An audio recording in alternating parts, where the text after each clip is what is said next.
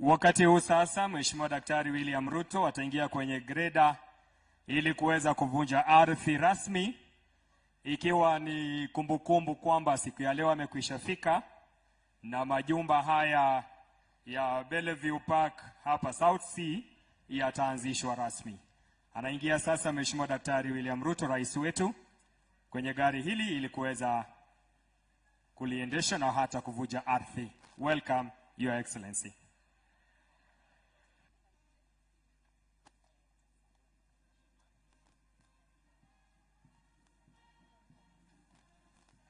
Wale wengine tuchukue nafasi zetu tuketi.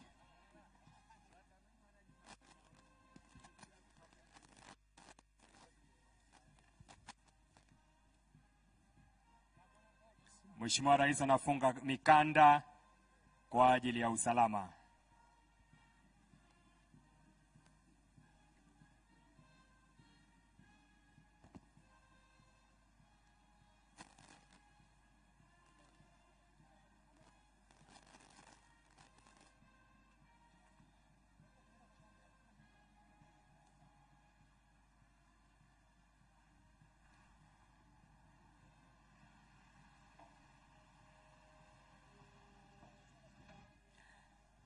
Makofi mazuri ya Mheshimiwa Daktari William Ruto, rais wetu na amiri jeshi mkuu.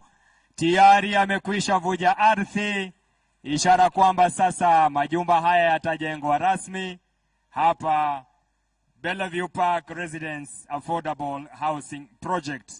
Tuendelee kumpongeza kwa makofi Mheshimiwa Daktari William Ruto baada ya ground breaking hiyo maridadi kabisa, na kwa utulivu na unyenyekevu mwingi anafanya kazi maridadi. Hongera sana Mheshimiwa Rais.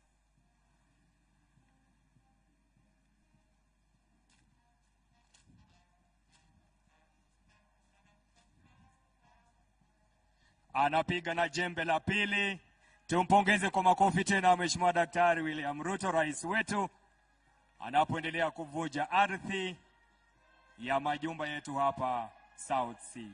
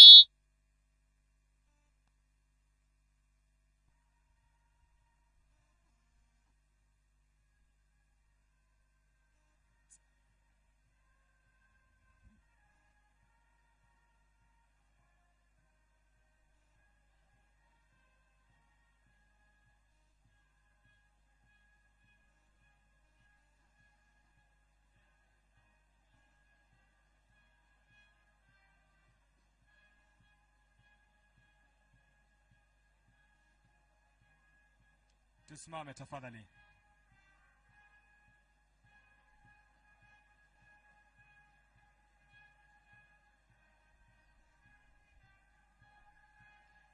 Tuomba tumkaribishe Mheshimiwa Daktari William Ruto kwa makofi anapojiunga nasi.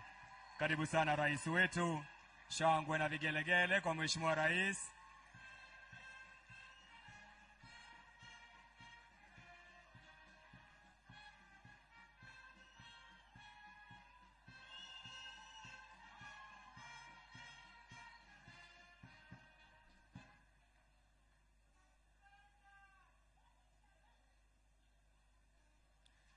Nitaomba sasa tuwe wima kwa wimbo wa taifa wa Jamhuri ya Kenya na wimbo wa Jumuiya ya Afrika Mashariki. Wimbo wa taifa.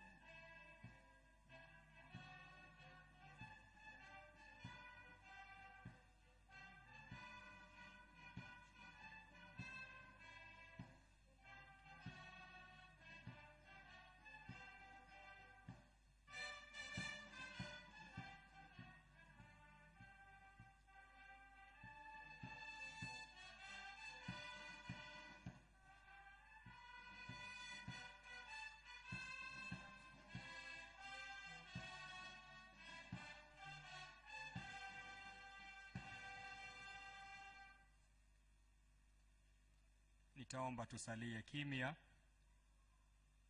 tuongozwe kwa maombi mafupi na Imam Hasari Henry Omae. Tuwe kimya kwa maombi.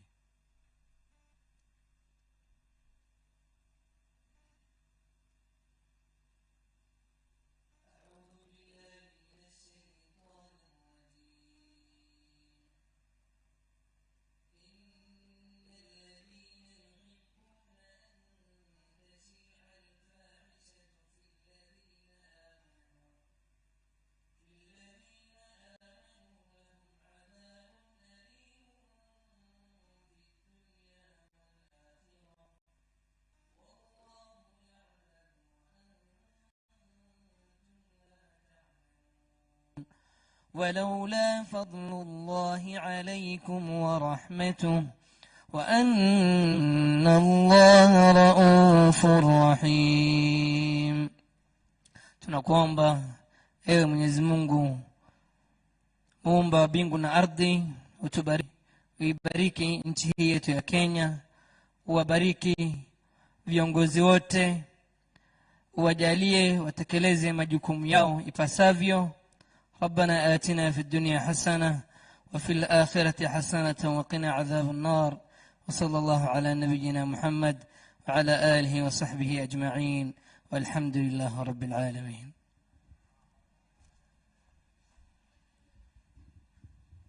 Let's pray. Gracious, loving Father, we come before the throne of grace this moment of time. We thank you because of your love and mercy that endured forever. As a nation today, we stand to celebrate the victory and the answer when our President, His Excellency William Ruto, took over office. He made a pledge to serve the Kenyans faithfully without, oh God, sitting down.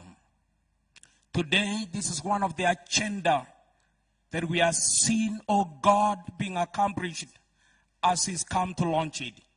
We pray for special grace upon him, upon his administration, both the national and the county governments.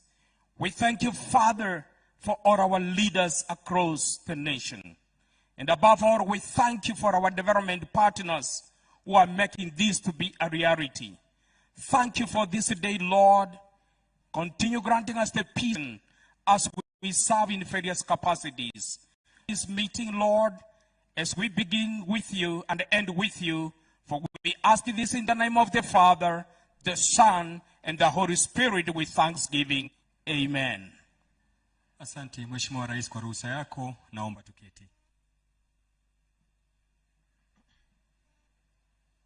Mheshimiwa Daktari William Ruto, Rais wa Jamhuri ya Kenya na Amiri Jeshi Mkuu wa Majeshi ya Ulinzi, Naibu wa Gavana Mheshimiwa Njoroge Mushiri, Katibu ambao wako nasi siku ya leo, Mheshimiwa Jalango na wajumbe wote ambao wamewakilishwa, members of the County Assembly, wananchi watukufu, mwenyekiti, mkurugenzi na bodi ya Love Fund na wafanyakazi wote, nikisha tambua itifaki zote na kuziheshimu.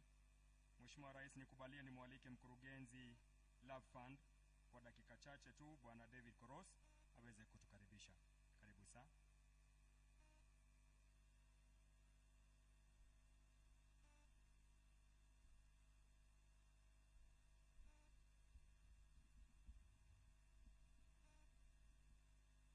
Your Excellency, the President of the Republic of Kenya and Commander-in-Chief of Kenya Defense Forces, Your Excellency, the Deputy Governor, PS of Lands, Nixon Korir, waheshimiwa waliofika hapa, Chairman, the Board of Love Fund, Board members, wananchi tukufu, good afternoon. Your Excellency, let me first and foremost take this opportunity to thank you for agreeing to come and officiate in our function despite your busy schedules. And we are more than grateful to have you here this afternoon. Your Excellency, this is Bellevue Estate, and I know you are familiar with South Sea area generally. I know that for sure. And this property has been here for a while, and Love Fund at some point developed a strategy, a property investment strategy, where it involved investing in land, strategic properties in land and locations all over the country. And this is one of the properties that we acquired in 2014. When we acquired this property, we then commenced a feasibility study on what can be done in this place. One, it was to do a feasibility study to diversify our investments for the benefit of members. As you know, Your Excellency, Love Fund is a retirement benefit scheme, and it's a long-term investment scheme. It's also one of the largest pension schemes in Kenya. It's actually number 2 pension schemes after NSSF. So we said we need to do investments across the country. And in order to diversify our portfolio, to increase returns to our members. And that is what we are doing here. Secondly, Your Excellency, this development is done to contribute to your bottom-up economic plan. The plan has 2 particular pillars. The first pillar is affordable housing, and the second pillar is to support MSMEs. So these are the contributions that Love Fund will make towards the achievement of that agenda.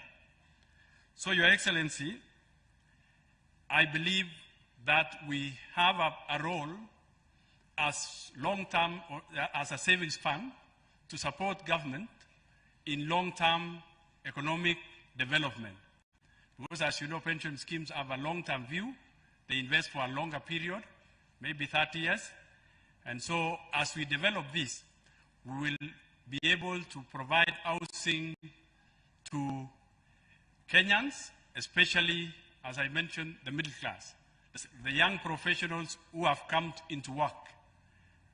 This place will be convenient for them, and we are going to develop 2,356 units for them.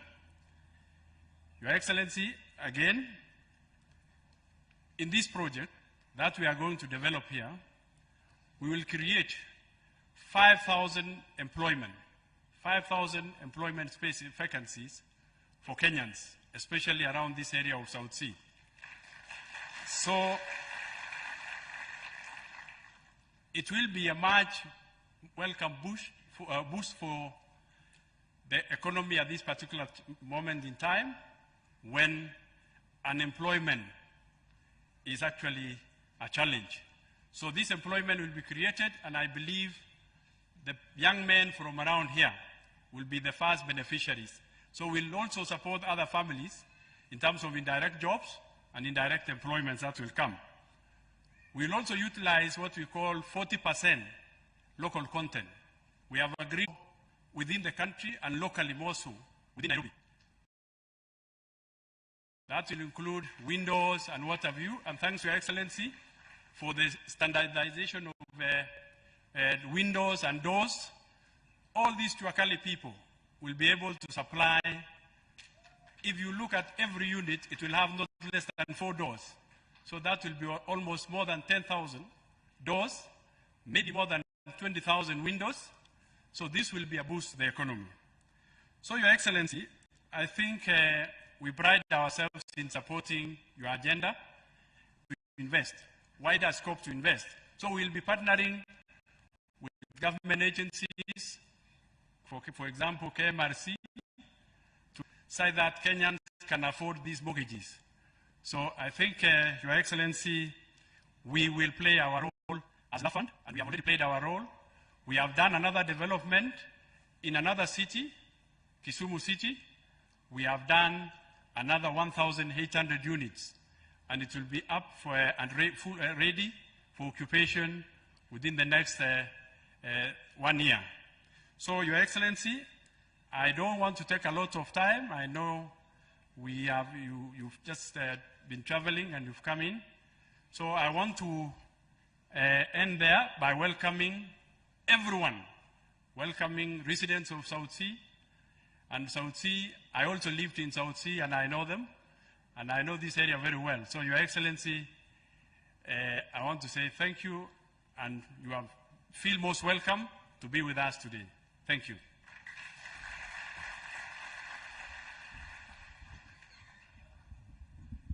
Nafasi hii Mheshimiwa Rais, ningeomba nimwalike mwenyekiti wetu Mheshimiwa Amin Reda Ali naye aweze kuzungumza kwa kifupi. Karibu mwenyekiti.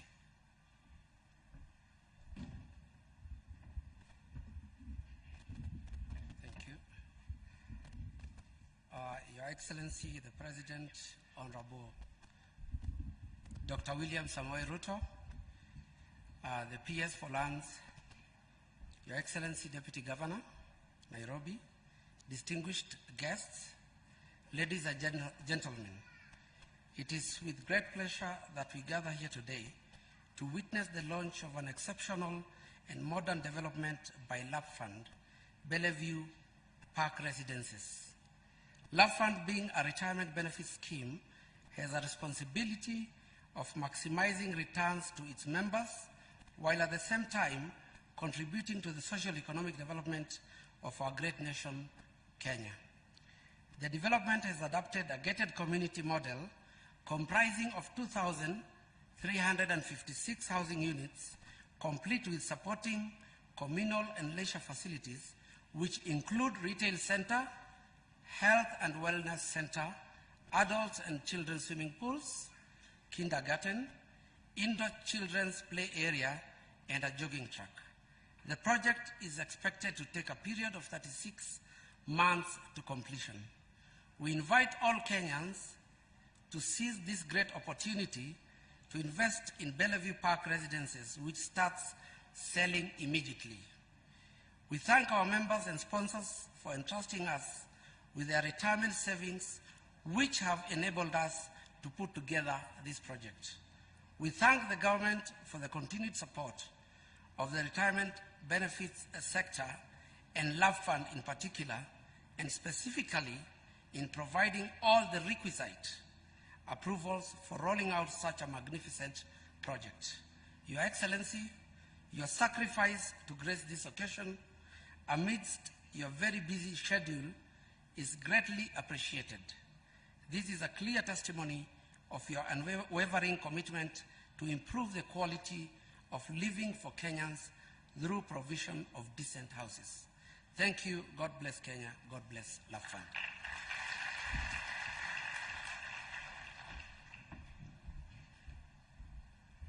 Asante sana Mheshimiwa Rais. Ningependa kutambua kwamba tuko na viongozi wengi, na kwa niaba yao nitaomba nimwalike Mheshimiwa Jalango ili aseme kwa niaba yao. Karibu Mheshimiwa.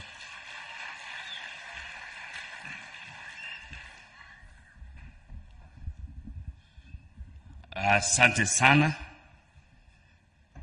Rais Daktari William Samoei Ruto, karibu Lang'ata tena.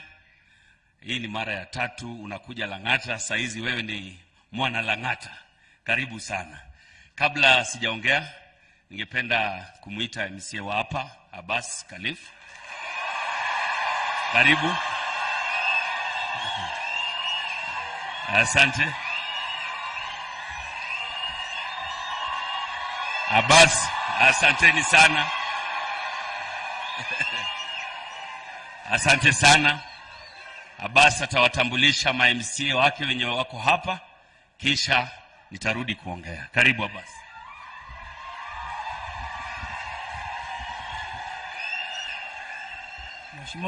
Mheshimiwa Rais Daktari William Samoei Ruto na wageni wote, assalamu alaikum. Mimi nina furaha sana kwa sababu Mheshimiwa Rais amekuwa hapa mara 3. Mara 3 yote ni maendeleo. Sisi leo umefika hapa kutuletea maendeleo hapa Bellevue, ambaye nimekuja na wanajua kali, nimekuja na wale laborers ambaye wanaweza fanya kazi hapa Bellevue. Ile umesema, yale ambaye amenifurahisha, umesema lazima local content. Kuna jua kali hapa, wanatengeneza grill kwa bei rahisi. Yale mimi najua vile umezunguka kwa locals house, contractor lazima asource kutoka hapa laborers. Mimi nimeshukuru sana, sitasema mengi kwa sababu nimeanza na David last year hii project. Nimeenda mpaka county government, nimemwambia hii approval lazima tupitishe haraka ili tuweze kuleta maendeleo hapa. So leo nitakaribisha, nimekuja na MCS wasimame waweze kuwave. Mheshimiwa Hashim Kamau, Mheshimiwa Ringo, Mheshimiwa Oscar na Mheshimiwa Nixon Okwach na Mheshimiwa Lydia yuko hapa. So Mheshimiwa Rais, mimi nimekukaribisha. Ile barabara ya Kenya Water umesema itengenezwe. Nimekaa na Waziri Murkomen, amesema atashughulikia. Asanteni sana na Mungu akubariki. Asante sana Rais. Kitu cha kwanza ningependa kusema ni kuhakikisha na kumuomba contractor wetu yuko hapa. Bwana contractor, please, this is the man who will make sure that more than 5,000 young men of South Sea, young men and women of South Sea are working on this site. Na tutahakikisha kuwa tumesimama hapo na timu yetu na kuhakikisha kuwa vijana wanapata kazi yao. Kitu ya pili, kuna vijana hapa simu zao zinalia na Hustler Fund. Wametafuta sana wapeleke hiyo pesa wapi. Sasa kuna kazi ya mchanga hapa, pia watakuwa wanafanya hiyo kazi hapa, contractor konaye.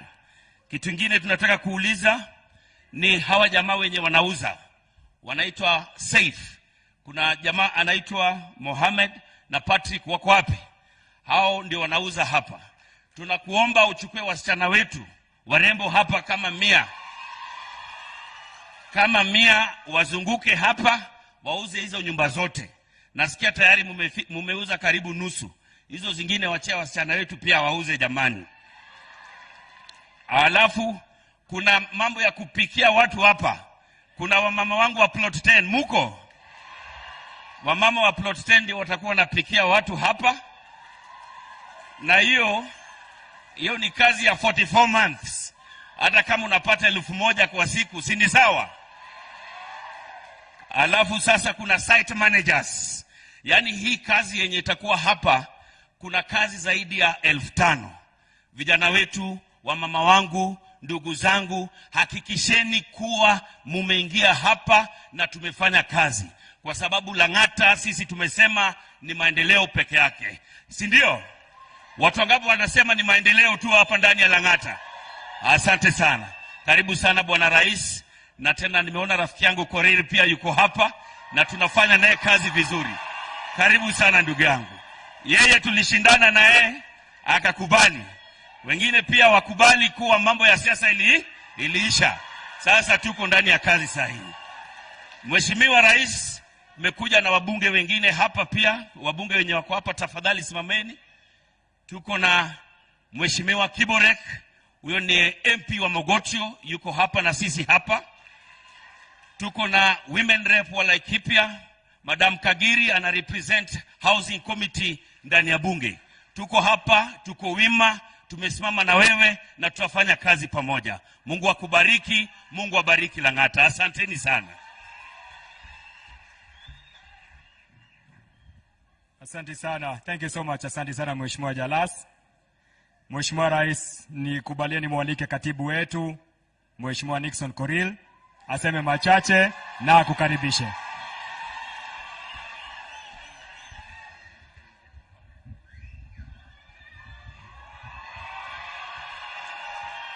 Asante sana. Your Excellency, the President, the Deputy Governor of Nairobi, waheshimiwa wabunge ambao wako hapa, LAP Fund na wananchi watukufu wa Lang'ata, hamjambo. Your Excellency, you know in my other life I was here. So, karibu nyumbani, Your Excellency. Your Excellency, first I want to congratulate the LAP Fund team for achieving this milestone in real estate development and investing in the housing project on behalf of its members.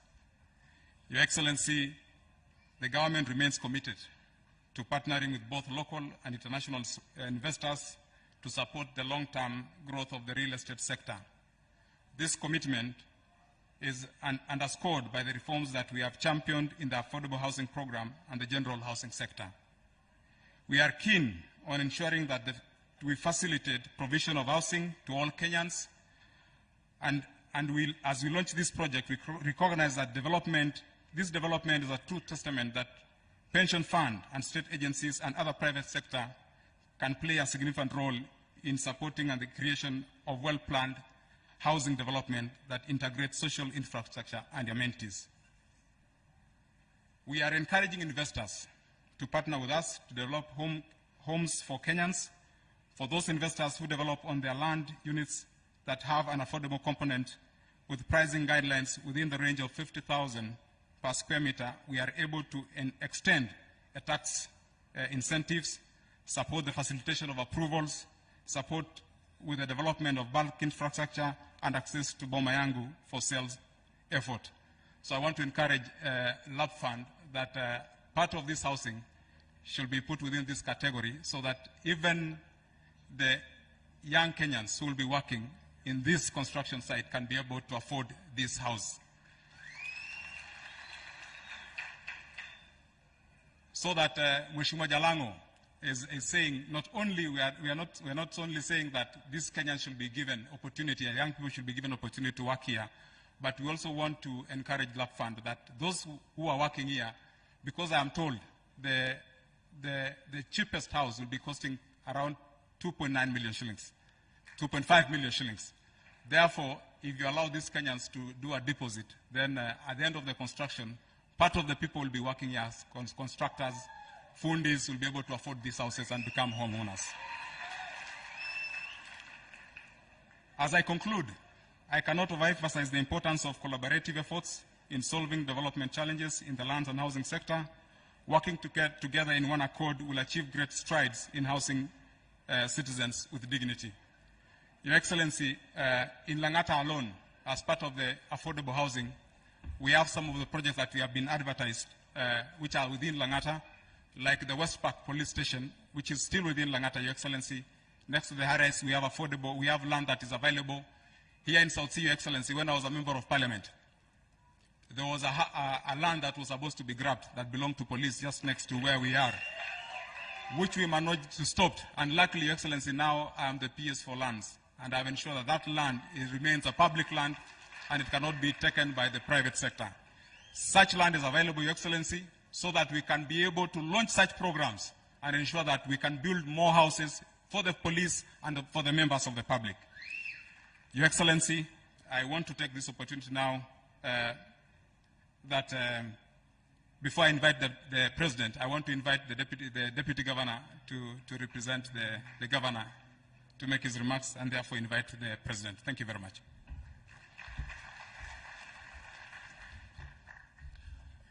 Your Excellency, the President of the Republic of Kenya, William Samoei Ruto, the PS for Lands, the area MP, all protocols observed. Mine is really very short. One, to welcome you here, but also, Your Excellency, to recognize the amount of work that you're doing to develop housing in Nairobi in particular and Kenya in general. A lot of the effort that you've made is here in Nairobi. We are actually seeing a lot of transformation in the housing sector in the city, and we know that this program will continue with our expansive urban renewal program that is going to allow us to create decent housing for the residents of Nairobi, in addition to creating jobs, creating employment, and creating an orderly city, a city that gives what we say a city of order and dignity, hope and opportunities for all. I'd like to appreciate the efforts being made by all the players. I'd like to appreciate the inputs that we are seeing, and also to urge all the players, including the private developers who are working on this, to continue engaging our people. When our people get employment, we have a better city, we have a safer city, we have a more livable city, and that, I believe, is the transformational journey that we want to get on in this Nairobi. I'd like to, at this point, then hand over back to the PS. Okay, thank you, Your Excellency. I'm taking the honor now to invite His Excellency, the President of the Republic of Kenya, William Samoei Ruto, to come address us. Thank you, sir. Thank you very much. Asante sana. Tafadhali tuketi chini.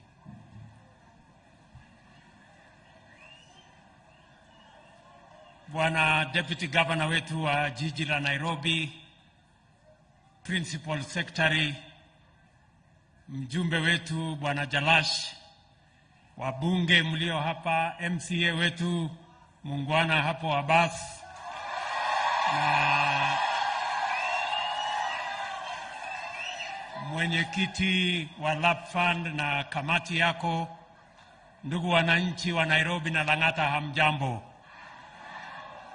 Lang'ata, hamjambo. Bwana asifiwe. Assalamu alaikum. Asanteni sana.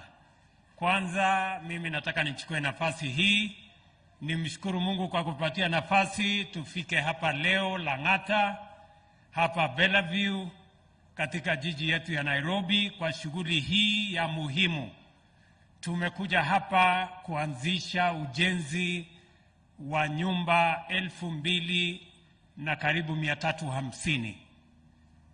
Nataka niwapongeze Lap Fund kwa mpango yao ya kushirikiana na sisi katika harakati hii ya kutafuta makao ambayo ni ya kufaa kwa wananchi wa Nairobi na wananchi wa Kenya. To Lap Fund, the board and management, my congratulations for what you're doing in providing decent, affordable housing for the citizens of this great city and for the people of Kenya, and contributing to our quest and our aim to ensure that the millions of Kenyans, in fact, the 6.5 million Kenyans that live in informal settlements, have a place to call home which they own. So you have my commitment, you have my support, and that is why I am here to endorse what you are doing and to encourage other players in this space for them to make a contribution as well in ensuring that we build on the program and on the plan that we have in our manifesto on housing Kenyans and making sure that we have more home owners in the Republic of Kenya. Kutoka kwangu nasema pongezi sana. Vile mumesikia, hii mradi ambayo tunajenga hapa ya manyumba ni kati ya mipango ya serikali ya Kenya, na tuko na mpango kamili kwa sababu wakati tulienda kwa uchaguzi tulikubaliana ya kwamba tuko na vijana karibu 1,000,000 kila mwaka wanatoka shuleni, wanatoka katika vyuo, wanaingia katika labor market, na lazima tuwe na mpango kamili kama serikali na kama taifa ya vile hawa vijana watapata ajira. Kati ya mpango ambayo tuko nayo ya kupanga ajira ya vijana wanaotoka shuleni na vyuoni ni hii mpango ya housing. Na hii mpango ya housing, vile mnajua, kila mwaka tumekuwa tukijenga karibu nyumba 50,000. Na kati ya hizo nyumba 50,000, 1% peke yake, 1%, imekuwa katika kategori ya low cost ama affordable housing. Na ndio sababu hiyo tumebadilisha sera kama serikali kwamba tutaongeza nyumba ambazo tutakuwa tunajenga kila mwaka kutoka 50,000 hadi 200,000. Na tutaongeza zile nyumba ambazo zinaweza kununuliwa na Wakenya wa mapato ya chini kutoka 1% mpaka 50%. I want us to be very clear. We are not only increasing the number of housing units that we are going to build as a nation from 50,000 every year, but we want to increase it to 200,000 every year, and we want to make the proportion of affordable housing from 1% to 50% of all the houses being constructed in the Republic of Kenya. Na ni kwa sababu kwa muda mrefu imeonekana kwamba kuwa na nyumba, kuwa na uwezo ya kununua nyumba imekuwa ni ya watu wachache. Wale wanapata mshahara kubwa, wale wanajiweza, wale mapato yao ni ya juu, wale wanaweza kulipa mortgage 20,000, 50,000, na haijawezekana kufikia sasa tupate nyumba mwananchi wa kawaida ambaye anaweza kulipa mortgage ya shilingi 4,000, 5,000 apate nyumba ya kununua na aite ni kwake. Na ndio sababu mimi nataka tuelewane. Ndio sababu tuko na mpango ya affordable housing. Na ndio sababu hiyo tunataka tukienda mbele kuwa na nyumba, sio lazima uwe tajiri ndio uwe na nyumba ya kuishi ambayo ni yako. Sio lazima uwe na mapato ya kiwango fulani. Tunataka hata yule mtu ambaye analipa rent shilingi 5,000 aweze kulipa mortgage hiyo 5,000. Baada ya miaka 10, 15 ako na nyumba ambayo ni yake. Hiyo ndio mpango yetu. Hapa across, mimi nilikuwa hapa juzi, hapa Mukuru hapa.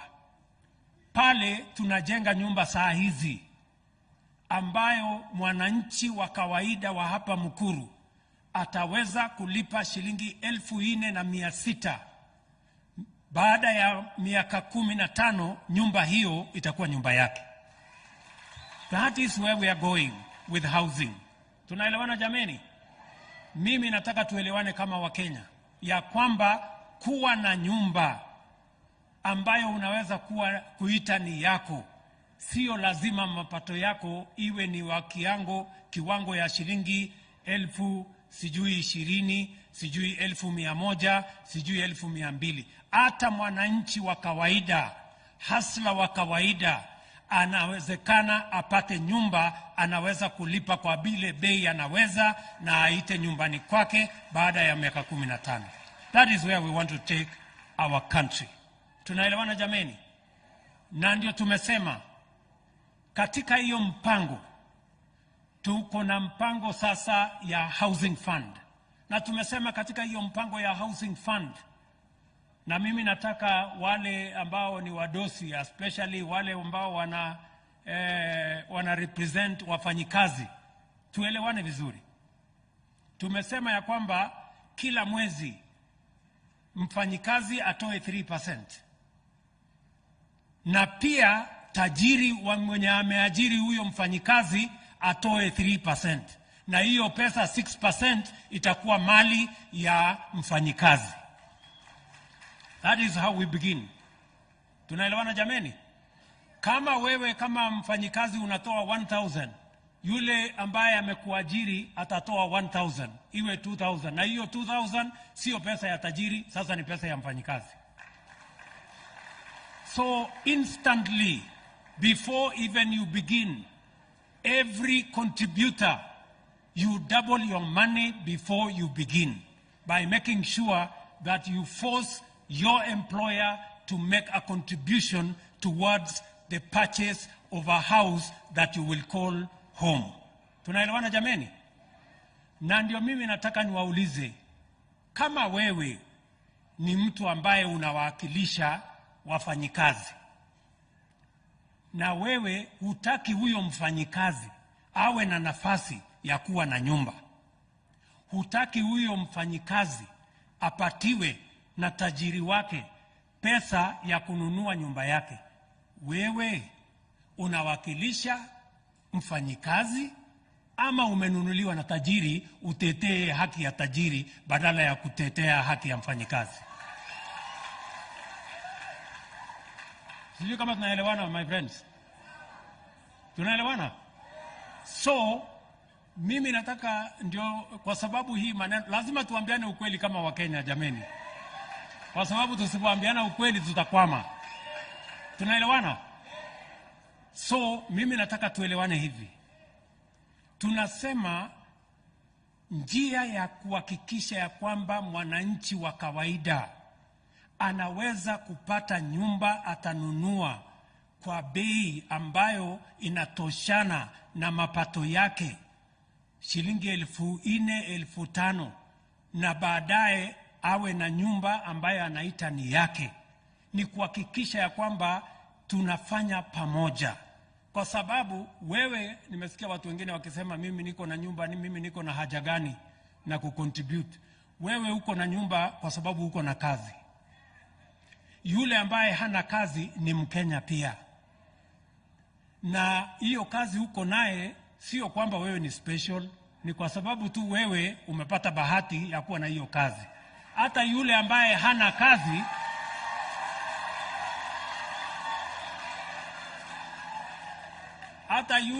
hana kazi, akipatiwa nafasi angefanya hiyo kazi wewe unafanya. Sijui kama tunaelewana, my friends.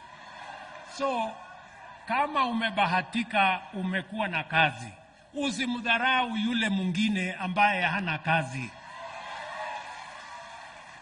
Tusaidiane. Wewe unaweza kulipa mortgage ya 20,000, 50,000. Tafadhali tusaidiane, hata huyu ambaye mapato yake ni 4,000, 5,000, hata yeye apate nafasi ya kulipa mortgage ya 4 ama 5,000, ili kama vile wewe ambaye unapata mshahara kubwa uko na mortgage, hata yeye apate nafasi ya kuwa na mortgage, so that we become all homeowners in the Republic of Kenya. Sijui kama tunaelewana. Na mimi nataka niwaeleze, mimi nilifanya campaign, na nilifanya campaign na viongozi wengi, na hawa viongozi nilifanya campaign na wao walinisikiza vizuri nikisema kuna mpango ya housing, si ndio? And it was public. Nilisema tuko na mpango ya housing. Sasa msinikeuke hapa katikati, kwani mlikuwa mnafikiri hiyo housing ilikuwa ni siasa ya maneno ya kuongea tu porojo? Hapana. Hapana. Sikizeni my friends. Nyinyi viongozi wenzangu, nawaomba kwa unyenyekevu, tuwe ni watu waaminifu. Tulienda kwa wananchi, tukawaambia wananchi wa Kenya tutapanga mpango wa housing, na hiyo housing itasalisha nafasi ya ajira kwa vijana wetu, na itamwezesha mwananchi wa kawaida hata na yeye apate nafasi ya kuwa home owner katika Republic ya Kenya. Mbona saa hii mnataka kuchanganya maneno tena bwana? Kwani kumeendaje? Na mimi najua wengi wenu tayari mko na mortgage. Sasa nyinyi mortgage yenu mumepata. Saa hizi mnataka kusabotage mortgage ya mwananchi wa kawaida. Bana. No. Bana. Hiyo haiwezekani. Ama namna gani? Si kama wadosi wamepata yao, si ya wananchi pia tuwapatie? Bwana. Hapo ndio maneno iko. Si ndio?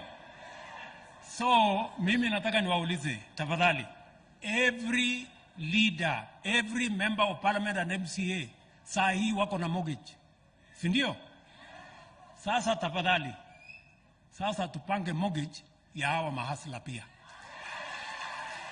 na tutapanga hapo kwa housing fund. Hapo ndio tunapangia mortgage ya hawa wananchi pia. Ama ni aje? Tuko pamoja? Tuko pamoja jameni?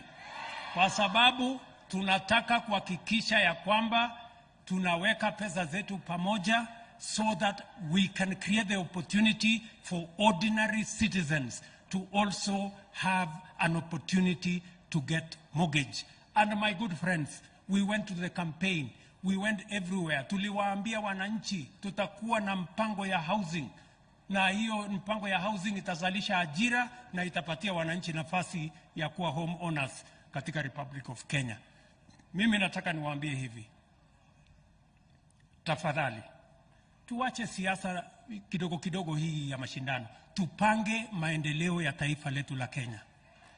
Kenya imekwama kwa sababu ya viongozi kuwa wako na ujanja. Mambo ya ujanja tuwache, ile tulisema tufanye, si ndio? Kwa sababu wananchi walipiga foleni mapema bwana, wakatupatia nafasi ya uongozi. Sasa tupange mambo yao, tuache story mingi. Ama ni aje jameni? So please, my good friends, leo mimi nimekuja hapa so that we can all be clear. Housing fund, the contribution you make in the housing fund is not a tax. Sio ushuru, hiyo ni pesa yako. Hiyo ni pesa yako, sio pesa ya ushuru. Na hiyo pesa yako ukitoa shilingi moja, yule ambaye ni amekuajiri anatoa shilingi moja.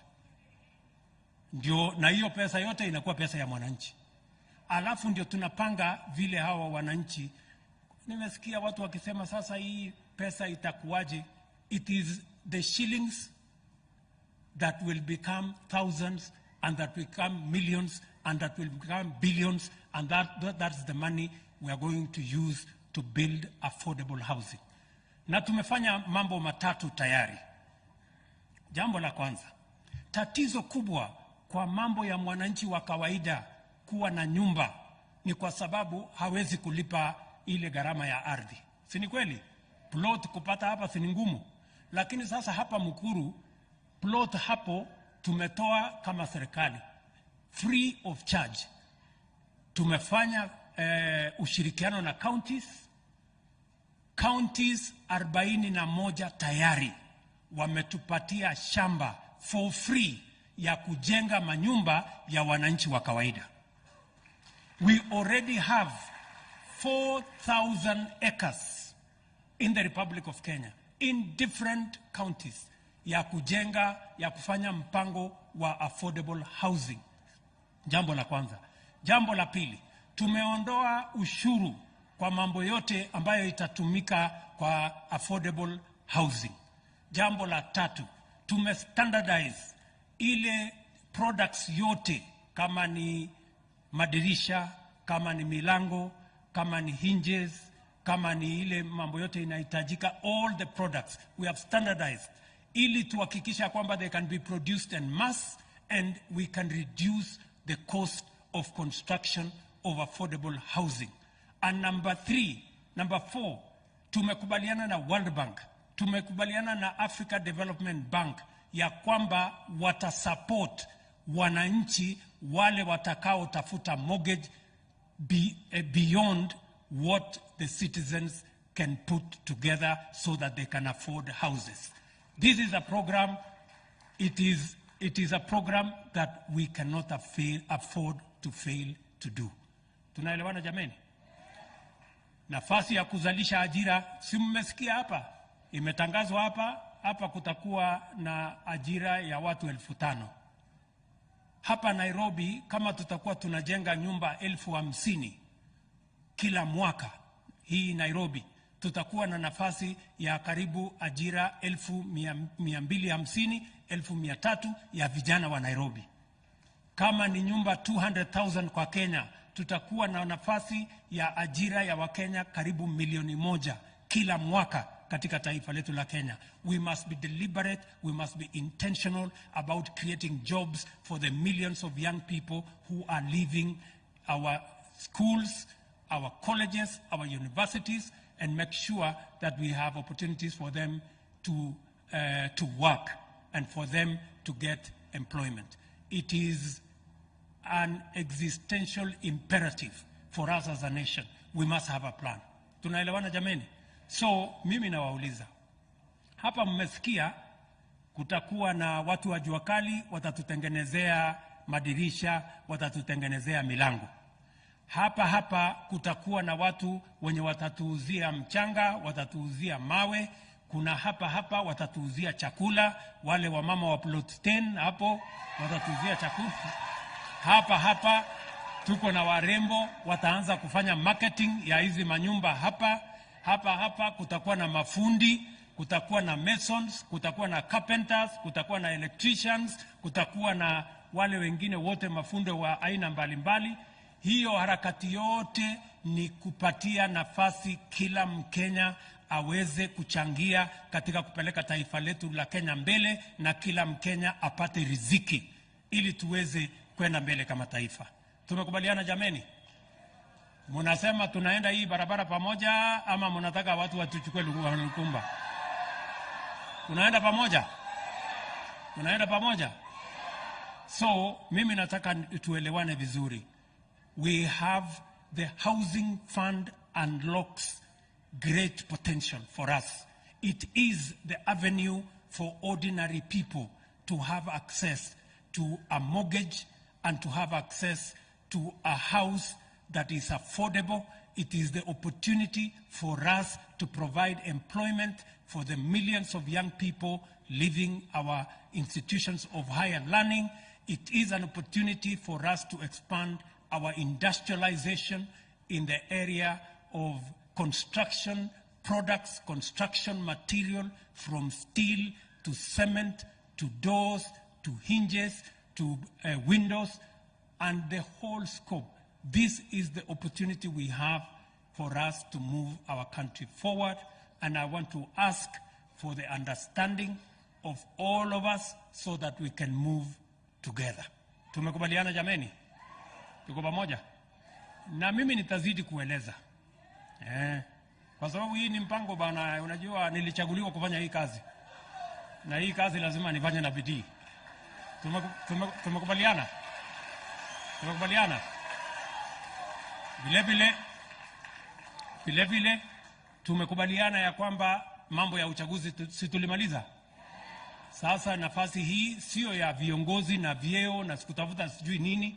Nafasi tuko nayo sasa ni ya kazi, ya kupanga maendeleo, ndio hawa vijana wapate ajira, kina mama wafanye biashara, na kila mtu apate riziki katika Kenya ambayo sisi wote we are stakeholders. Tuko pamoja jameni? So mimi nimefurahi sana kufika hapa. Na mimi nataka niwahakikishie watu wa Nairobi kama vile nawahakikishia watu wa Kenya. Hii mpango tayari nimelaunch construction ya manyumba karibu 40,000 kufikia sasa.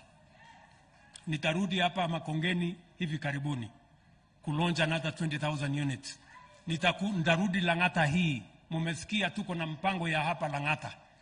Na mimi nataka niwaulize viongozi wote wenzangu. Na mimi simkozoi kiongozi yoyote. Mimi nasema nataka niwaulize viongozi wote. Tuelewane, tushirikiane, tusifuate mambo ya porojo na propaganda.